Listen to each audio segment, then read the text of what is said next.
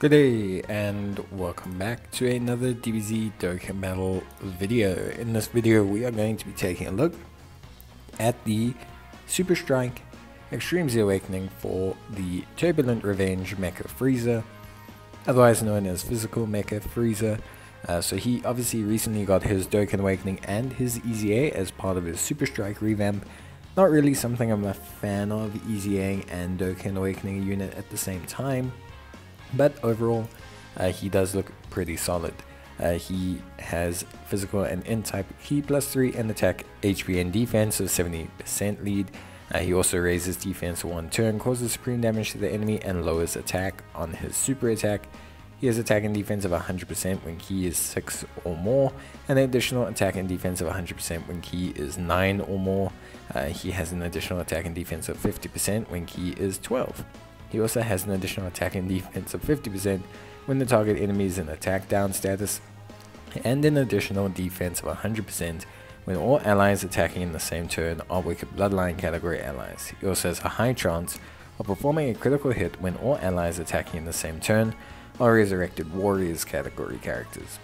So he kind of functions well on like a mainly Metal Cooler based team, because Metal Cooler units are all essentially Resurrected Warrior category units, so that is something that's obviously great for him. Link set wise, his link set's not great.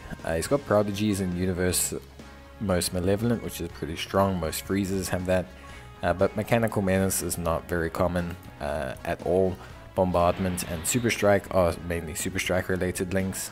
Revival is a Resurrected Warriors link, which is okay, and then Sharing the Limit is probably his only other decent link, as it's a free-to-play key link. And that's it. Obviously we're going to take a look at him under the 200% Wicked Bloodlines lead, which I think will be pretty good. But yeah, we're going to take a look at just how good he is. Now, like I said, Mechanical Menace is not the greatest link in the world, and especially since you want to run him mainly on a Wicked Bloodlines team for that defensive boost, you don't really have the chance of getting that. Here we don't have a lot of links active.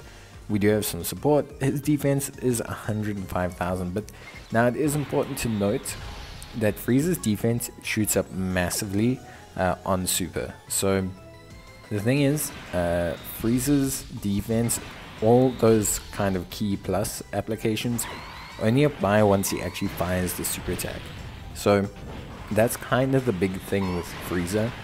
He's got that attack and defense, all building up when he actually fires his super attack. So he's a great second slot unit, and his total boost is actually 700% defense when done. So it's pretty good. Yeah, I'm not gonna lie, his defense can be really nuts. I think, like, personally, he's very solid defensively. I think personally, like, his defense is really high.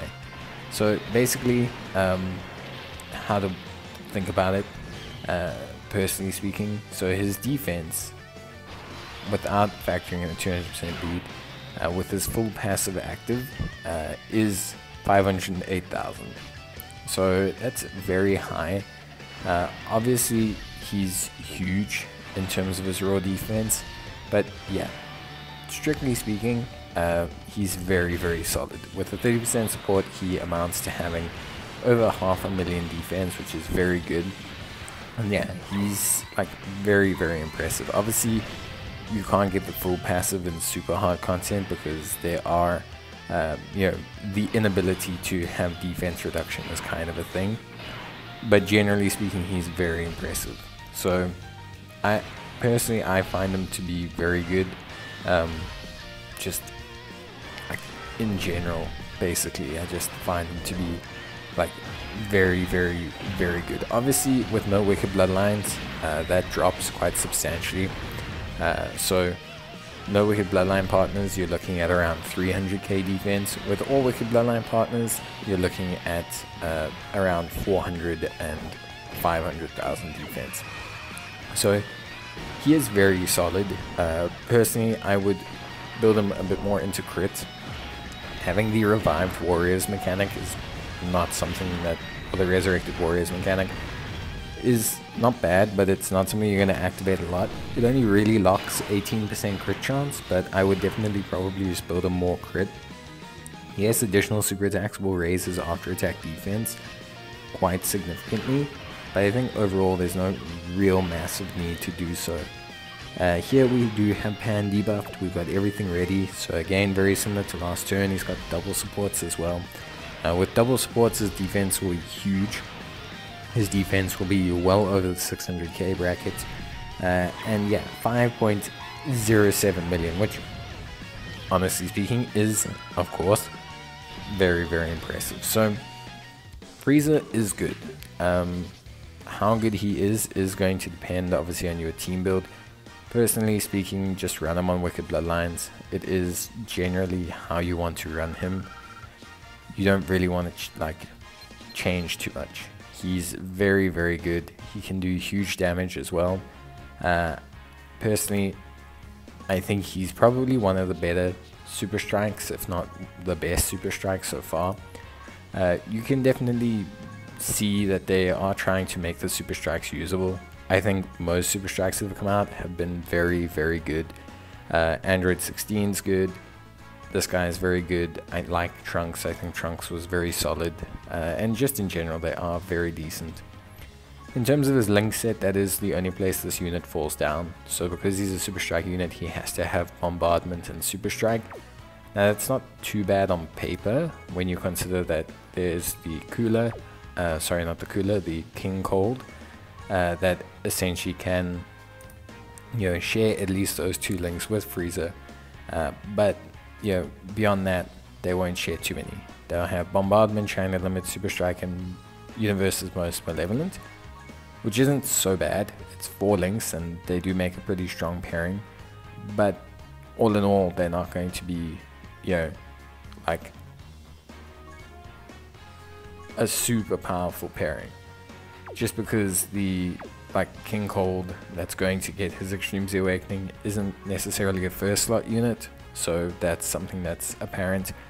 Frieza himself is designed to be a very strong second slot unit, and he will function as that.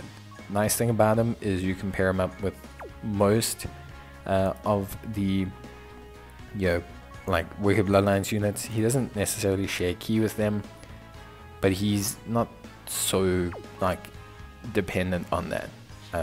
You know, generally speaking, you should be okay. The only really sad part is that he doesn't have you know, the Space Clan link. I think that's his biggest hindrance, because that link, generally speaking, does help out quite a bit with giving you great synergy on, you know, a Wicked Bloodlines team. But yeah, that's pretty much it. Like I said, links wise, nothing too crazy here. No point in link leveling him either. He doesn't gain too much out of it. If you're going to focus on a link, focus on shattering the limit. It's his major key link. It's his only real major key link. He's a free-to-play unit, so sharing the limit is going to help him out quite a bit, and it does at least give him some kind of linking premise. But of course, it is definitely, you know, a weak link set. I think they had to kind of balance him having a weak link set. If this guy had big bad bosses or something, his passive would likely have been different to accommodate for that. But yeah, generally speaking, I think they could have at least given him strongest clan in space, just for synergy. But it's not too big a problem, at least, you know, for me. But yeah, that's pretty much it from me. I think that's everything we need to know. Obviously, guys, I do suggest picking this guy up. He is able to take on very hard content with his raw defense, and he could be a very good niche unit for a Wicked Bloodlines team for certain stages. But that's it from me. I hope you enjoyed the video. If you did, leave a like, and I will see you guys in the next one. So until then, take care, stay safe, and as always, I'll see you guys in the next video. Bye.